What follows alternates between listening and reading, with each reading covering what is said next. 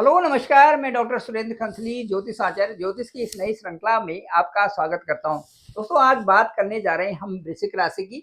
और वृश्चिक राशि जिनका की लॉर्ड मंगल होता है, मार्स इस राशि के लॉर्ड होने के नाते ये राशि काफ़ी स्ट्रेंथ वाली होती है। इनमें इनमें एक एक ऐसा जज्बा होता है कि जो कार्यों को करने के लिए ये बहुत उत्सुक होते हैं। वही कार्य जो कि इनकी अपने अनुभव के होते हैं, उन कार्यों में इनकी दक्षता होती है और उन कार्यों को करने में इनको बहुत अच्छा मन भी लगता है।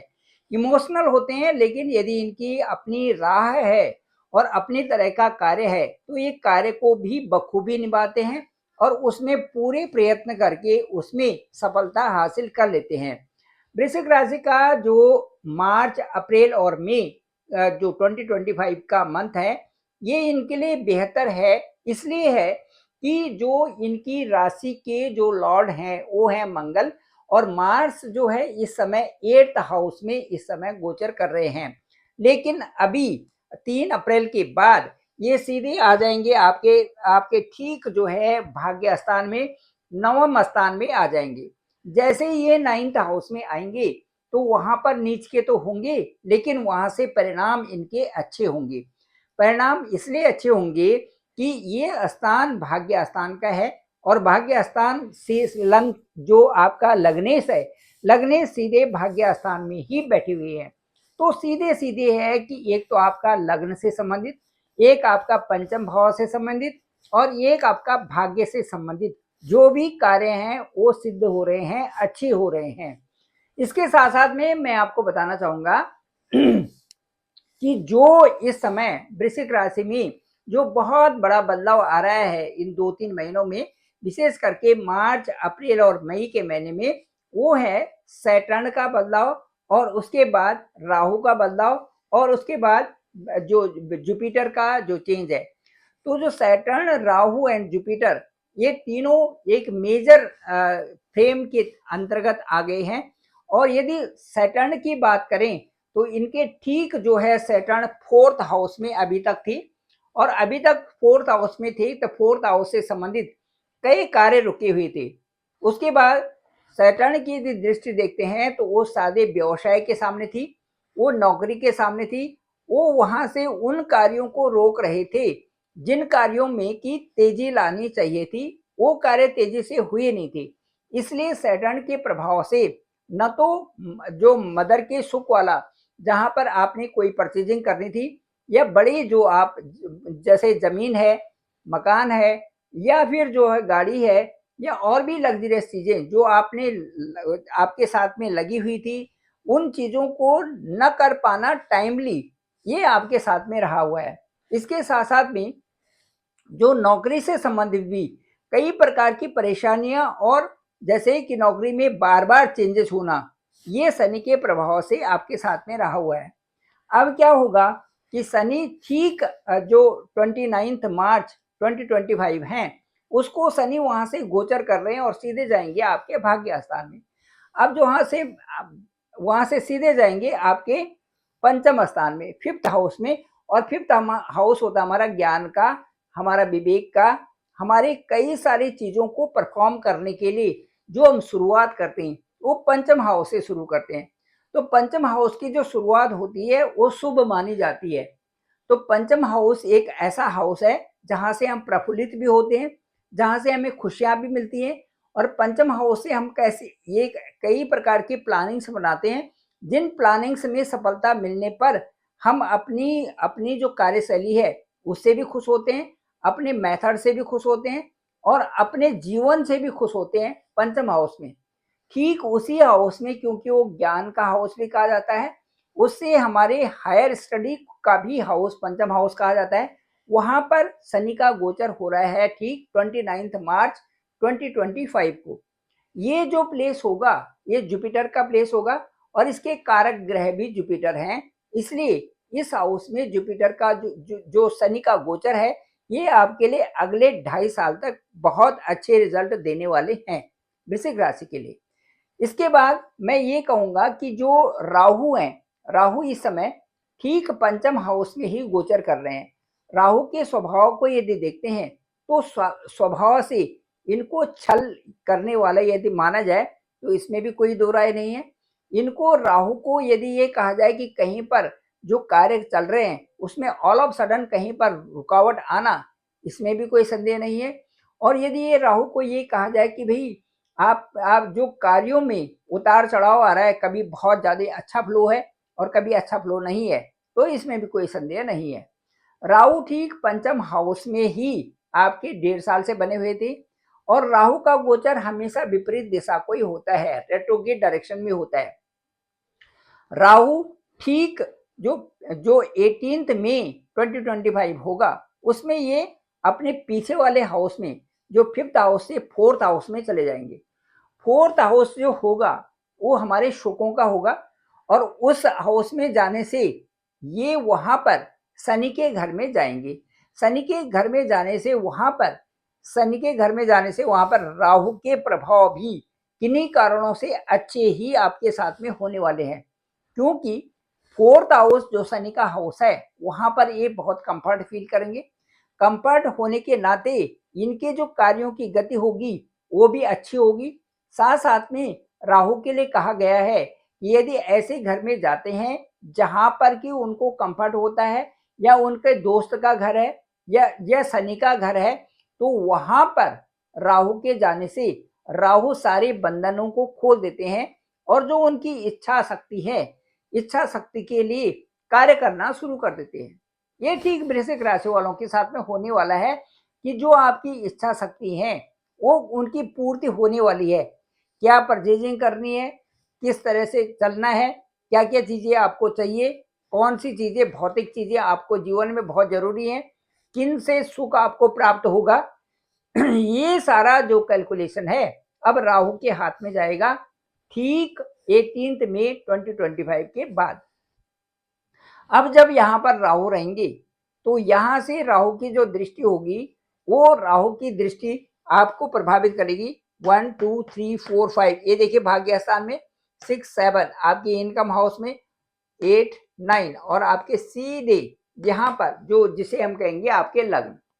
अब इन स्थानों पे राहु की दृष्टि तो रहेगी, लेकिन राहु का यहाँ पर यहाँ से 5th हाउस से ये दृष्टियां हैं, लेकिन जैसे 18 मई को राहु आपके 4th हाउस में जाएंगे तो यहाँ से दृष्टि बनेगी 1 2 3 4 5। ये देखिए 8th प्लेस 6 7 यहाँ पर बनेगी और उसके बाद 8 9 आपके 12th हाउस में बनेगी। मुझे ऐसा लग रहा है कि राहु की ये दृष्टियां जो आपके 8th हाउस पर रहेगी, यहाँ से कुछ ऑल ऑफ सडन कुछ ऐसी चीजों की प्राप्ति कराएंगे जिनमें कि आपने जिनके बारे में सोचा भी नहीं होगा। कोई एक गुप्त चीज जैसे हिडन चीजों की प्राप्ति, कोई आपकी जैसे जो प्रॉपर्टी है, जो आपकी पैतृक संपदा है वो उसमें कुछ लाभ देना। इसके साथ साथ में जो विदेशों से संबंधित है वहां पर भी लाभ, और उसके साथ साथ में जो आपका 10वां स्थान है, क्योंकि 10वां स्थान का अंक जो है यहाँ पर सूर्य है और जो सिंह राशि है और इनके जो लॉर्ड हैं वो सूर्य हैं।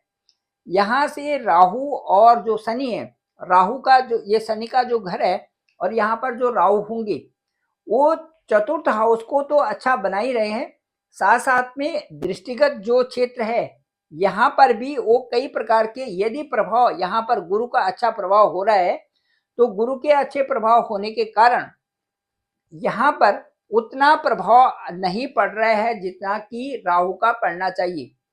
फिर भी राहु यहाँ पर जैसे बंधन खोल रहे हैं, भौतिक चीजों की प्राप्ति के लिए आपसे कह रहे हैं, इसका मतलब ये है कि जो कैरियर संबंधी चीजें हैं उसमें भी आपके साथ में अच्छा ही बदलाव आएगा, क्योंकि यह 8म भाव से संबंधित, उसके बाद 7म इस भाव से संबंधित और उसके बाद ठीक आपके विदेशों से संबंधित भी प्रोग्रेस राहु करा सकते हैं। ये क्योंकि यहाँ पर शनि के घर में होंगे और शनि के घर में राहु का इस घर को पुष्ट बनाने का मतलब है कि आपकी जो भाग्य है वो भी ठीक रहेगा, आपका कार्य क्षेत्र भी अच्छा रहेगा और आपकी कमाई भी अच्छी रहेगी, अपने नेटिव प्लेस में भी और अपने बाहर जो विदेशों में भी ये कमाई आपकी अच्छी होने वाली है 18 मई के बाद भी। इससे पहले भी जो शनि का जो जो जो शनि का जो 18 मई के बाद यहाँ पर प्रभाव रहेगा, वो अच्छा रहेगा। अभी मैं आपको ये राहु के बारे में कह रहा था, उसके साथ-साथ में सैटर्न की जो स्थिति है, यदि पंचम हाउस में भी यहाँ पर आते हैं, तो सैटर्न की स्थिति के अनुसार भी कई प्रकार के अच्छे परिणाम आपको अप्रैल, मई और जून में मिलने वाले हैं। इसके बाद आते हैं जुपिटर की गोचर के बारे में। जुपिटर ठीक आपके इस समय जो गोचर कर रहे हैं, वो 7th हाउस में है। 7th हाउस हमारा पार्टनर का होता है। 7th हाउस हमारा जो 10th से 10th होता है, इसलिए इस हाउस में व्यापार से संबंधित, इस हाउस में हमारे जो जॉब से संबंधित, इस हाउस में हमारी साझेदारी से संबंधित, इस हाउस में हमारे वैवाहिक जीवन से संबंधित उन्नति होनी स्वाभाविक है। 4 फरवरी के बाद कई पॉजिटिव संकेत यहाँ पर मिलने शुरू हो जाएंगे और अब ये फरवरी में के बाद मार्च, अप्रैल और मई तक बहुत सुंदर रिजल्ट्स आपको यहाँ से मिलेंगे।